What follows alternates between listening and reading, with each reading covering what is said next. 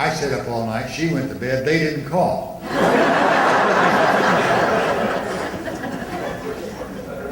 But I had gotten two of them, or they volunteered to come in. One came in from Texas, one had come in from New Jersey. The one came in from Texas, called her. I had her be picked up from the airport. Beth didn't know she was coming. This is the surprise. So you can have a surprise party and don't tell them what the surprise is. Yeah. You can tell them it's a surprise party, but then they think, he's a little nuts in the head. Well, that's two. But anyway, she flew in from Texas to be with her. She was being picked up at the airport, and she called on the way from the airport. Beth had gotten home from work and said, I'm really sorry I can't make it. I've got so many things to do here in Texas.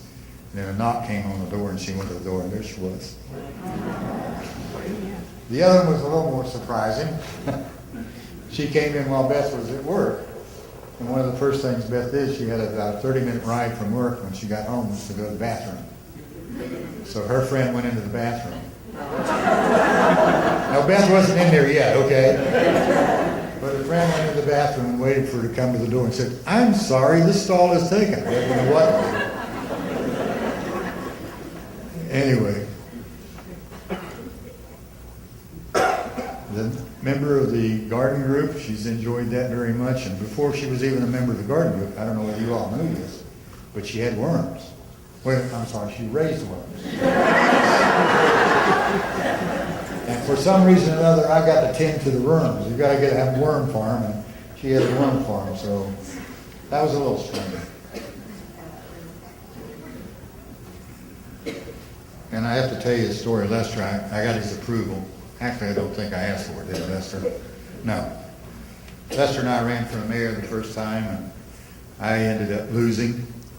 And when I was running the campaign, we had a leak in the faucet in the kitchen, in the sink. And she threatened me one day with, if you don't get that leak fixed, I'm going to vote for Lester. And my answer to her was, if you can get Lester to fix it, I'll vote for him too.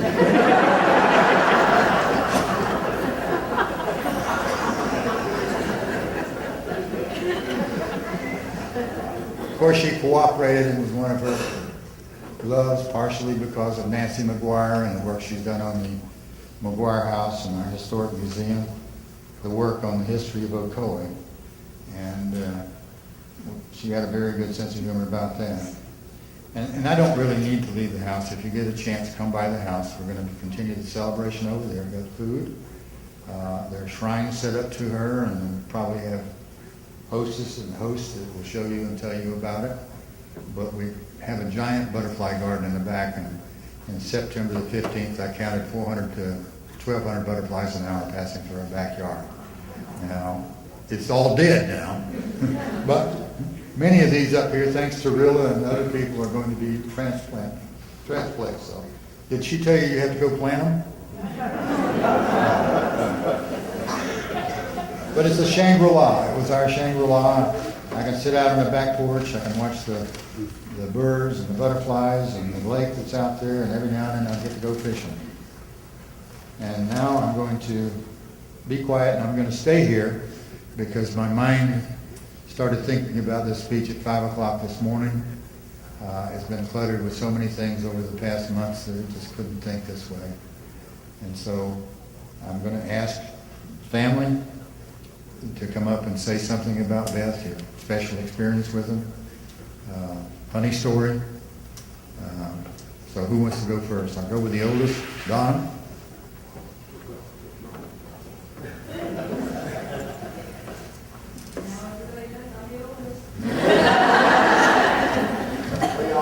Marcia told me to tell that.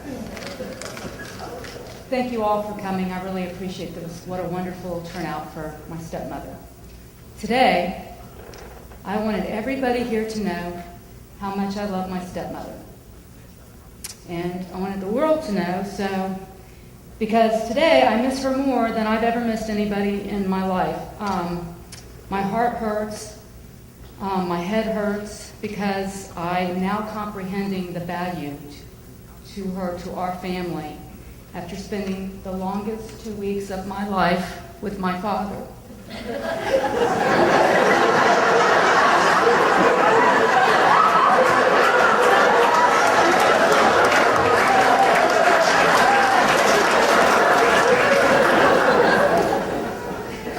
compliment. I'm dumbfounded at how she could have been married to him for 25 years, and I understand why my mother divorced him.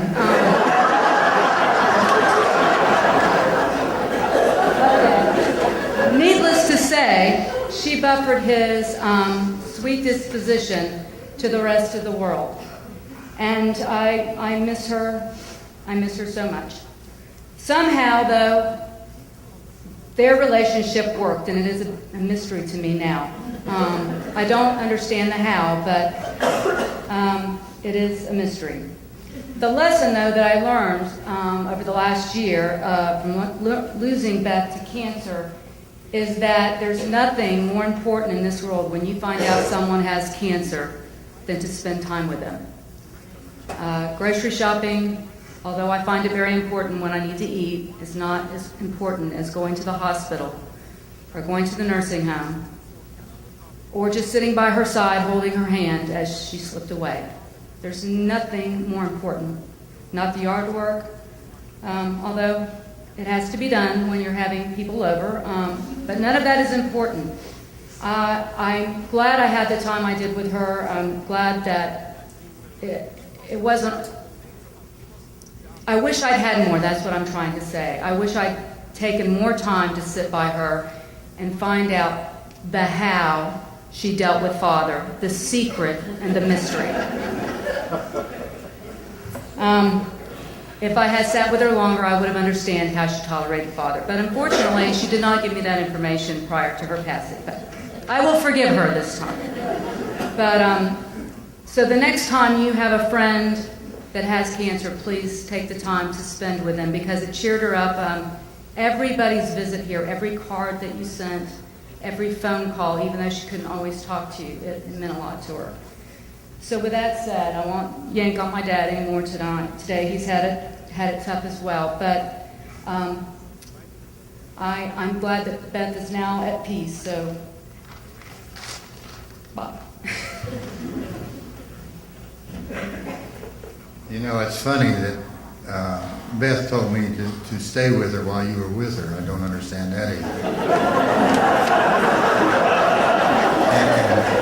For many of you don't know, her husband, Greg, is sitting here in the audience, and I have to pay him to keep her.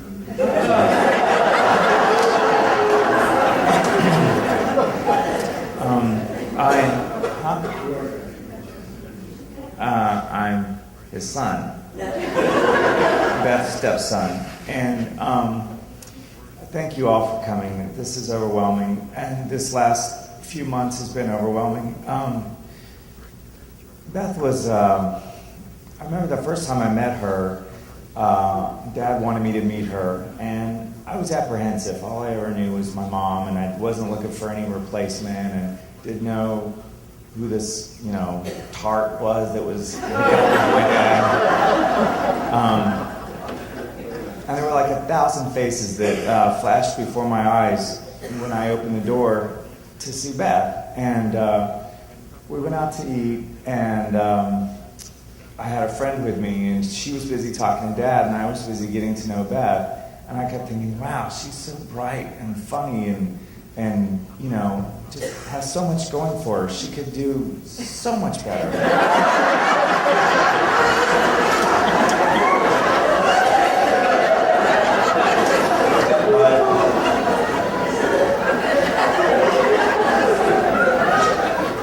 But she was a really beautiful addition to our family.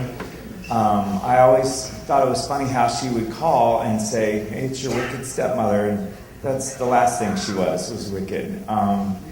But she was one of these people that in our family just gave.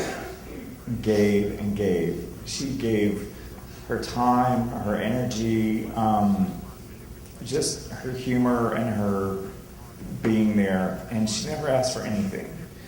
And it's going to be a really big loss in our lives. And but she's with us, and it's just great that everybody came out, and I really appreciate it. So, thank you. I appreciate that vote of confidence too. Is there anybody else? Oh, wait a minute, here comes another one.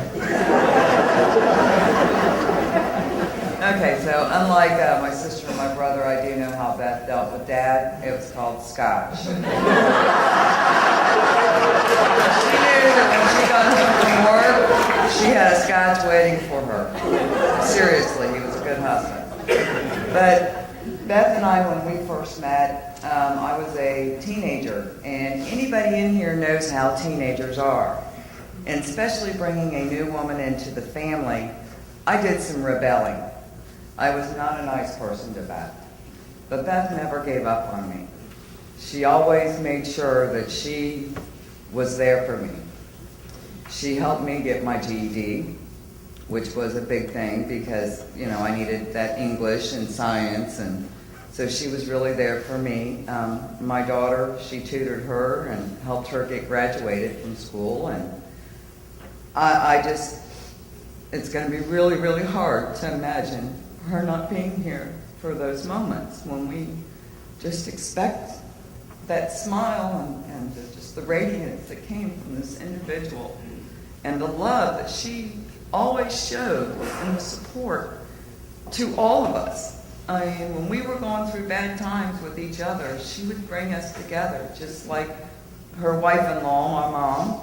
You know, I tell everybody our family functions well dysfunctionally, and well, we do, but then I'm also finding out there's a lot of families out there that are just like us that function well dysfunctionally.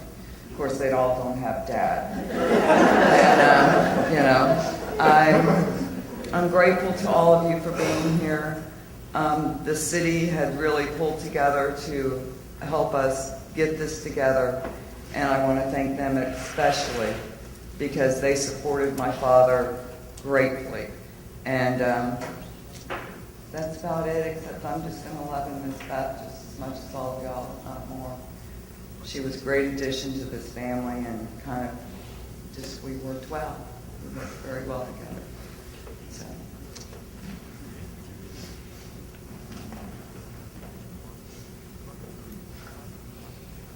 That was a baby girl. Beth added the fun to dysfunctional. And I won't tell the children what she said about them behind their backs, okay? Oh, we have number one grandson going to speak here. Well, I'm glad to see everyone here. I didn't make a speech. I just kind of wanted to talk from the heart. I had the special opportunity to be by Beth's side for 3 weeks while she was fighting cancer. And all I can say is she's a super strong woman, and just amazing woman. And I mean, super resilient. You never knew she was fighting cancer. I mean, she wanted to ask you how your day was going. And just to every day go there, it makes you appreciate just the people that love you. You know, every day that you are just alive, just to be here.